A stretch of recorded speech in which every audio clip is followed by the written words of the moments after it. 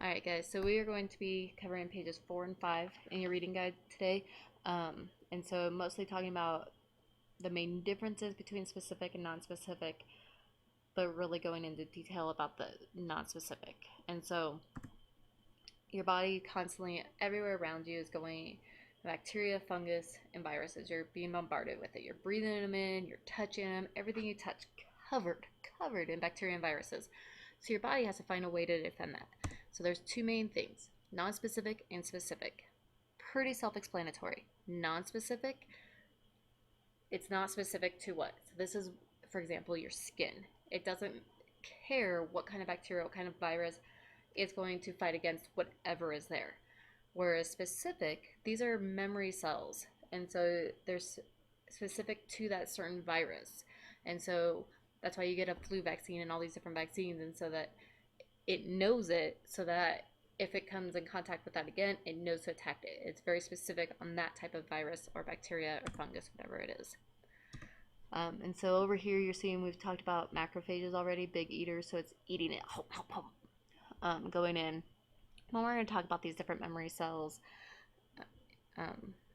later. So, non-specific. It said it's a variety of invaders. It doesn't care. This is the first thing that's going to be coming up against. And so it's going to respond immediately to protect the body from all foreign materials. Doesn't care what it is. The specific, again, is required for each type of invader. So each different type of flu virus, hepatitis, anything, they all have to have their specific part. That's your immune system. That's the difference between lymphatic and immune. It's really, which is the third line of defense, later that you actually get this immune system response, which is, again, that memory and it's specific. So this shows the different parts. Non-specific, we're also going to be talking about your first line of defense and your second line of defense. And we'll talk about some of the things that are going in here. Your immune system is really your third line of defense, or that specific one, where those lymphocytes, which are your B and T cells that are attacking, you have these different antibodies, and the macrophages that are specific to that different bacteria or virus. So, non-specific. First place is your skin and mucous membranes. There's a reason you have all that mucus that builds up. You also have some specialized human cells, chemicals produced by your body. So that first one, and sorry about some of that being cut off, we have your surface membrane barriers, your first line of defense. And as you guys are going through this on page 5, your book will have all of them. I'm not going through all of them on this PowerPoint. But your first one is the skin. And so obviously it keeps you, moisture and all this stuff in. But as far as your lymphatic system, it also is a physical barrier to foreign materials. As you guys all know, once you break your skin and your blood is exposed, it's a lot easier to get bacteria and stuff in there. And part of it is the pH. It's acidic, and so that you don't get bacterial growth. You don't want to be like a petri dish and getting bacteria growing all over you. That's not good. So sebum is toxic, and that's your sweat and everything. The oils in your skin is toxic to bacteria. Also, vaginal secretions are very acidic, and so later when we talk about reproductive, not only does that help to keep bacteria and virus out, but it can be acidic to some sperm, and they have to pass that too. Another one is your stomach mucus. So this is actually going to secrete hydrochloric acid, also very acidic, so things can't live. So it makes sense. If it gets past this first part, and we'll talk about saliva and everything, it's down in your stomach. We want your stomach to be able to get rid of some of it, so it's extremely acidic to make sure to kill off all that bacteria that it can. It also has protein digesting enzymes to hopefully get rid of some of those viruses. Your saliva, lacrimal fluid, which is in your eyes, also contain a lysozyme, which will get rid of different bacteria and viruses. Your mucus it has a purpose, and there's a reason you get more of it when you're sick. It's because it's trying to trap all those microorganisms in either your digestive and your respiratory pathway. So it's all throughout your nose, down your esophagus, to your stomach. And just one thing I'm not covering in here, which is your cilia. And so, because we've talked about it before, so cilia are those little hairs that are moving the mucus. And so they're going to help out with that. The second part is, so the second line of defense, if it gets past that first line, so between that mucus and skin and gastric juices, if it gets past there, it needs to go on to the second part. First thing are phagocytes. So macrophages go in between the second and third line, but what these phagos to eat again, they're going to engulf that foreign prey. So this is a phagocyte trying to eat this bacteria. So it engulfs it in and then digests that material. So boom, it's gone. And this is more in depth of what's going on. So here's your microbe, bacteria, virus, whatever it is. It engulfs it.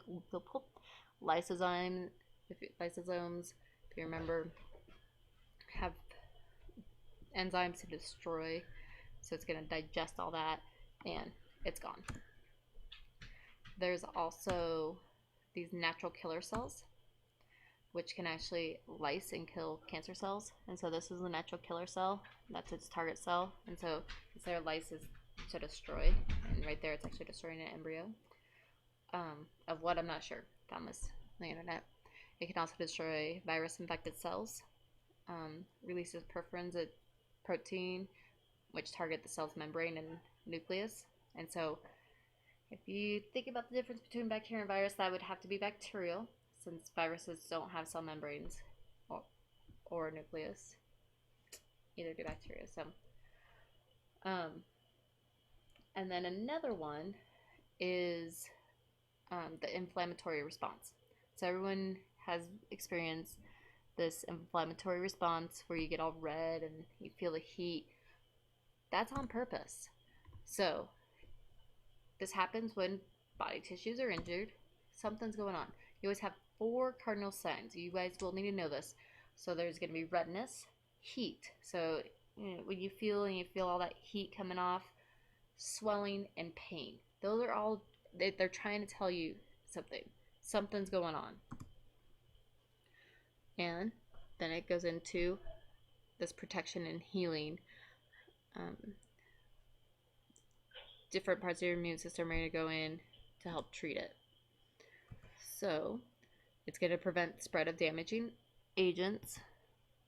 It's going to dispose of any cell debris and different pathogens, set the stage for repair. And back here you can kind of see the different phagocytes, all the different parts trying to eat everything up. Looks like there's a nail or something in the skin, and so bacteria is getting in, everything's getting red and inflamed, but your immune system, or I should say your lymphatic system's quick to work. There's also, so it's releasing all these different chemicals, and that's so that the blood vessels dilate, capillaries become more leaky, and then the different white blood cells are going to enter the area so that they can get rid of those pathogens. Meanwhile, we get more blood flow, which is why you get your redness and your heat because of the increased metabolic. And since there's more blood flow, you get more nutrients and oxygen. Also, your capillaries become leaky, and so that the fluid, that's where you get your swelling, the fluid is coming out. And of course, you get some clotting proteins going in. And so that all helps in this healing process. So again, there's a purpose behind it. Some other chemicals. One is called complement, and it's actually 20 different plasma proteins, and they go and they attack cells. And so they attach to the pathogen and they go all around it, and they'll actually lyse it. They'll kill it, destroy it. They can damage the microbe surfaces, has all these different things that can help destroy. The interferons have the proteins of a virus infected cell. They'll bind to the healthy cell surface so that the viruses can't bind to them. So it's interfering. So it binds to your healthy cell so that the virus can't. And fever, which is the last one we're going to be talking about. Again, most people, you get a fever, you freak out. You need to get rid of it. It's good for your body to have a fever. So anytime you have a high body temperature, that's a fever. This is set by these pyrogens, which are secreted by the white blood cells. Again, your body's trying to have the fever. Why?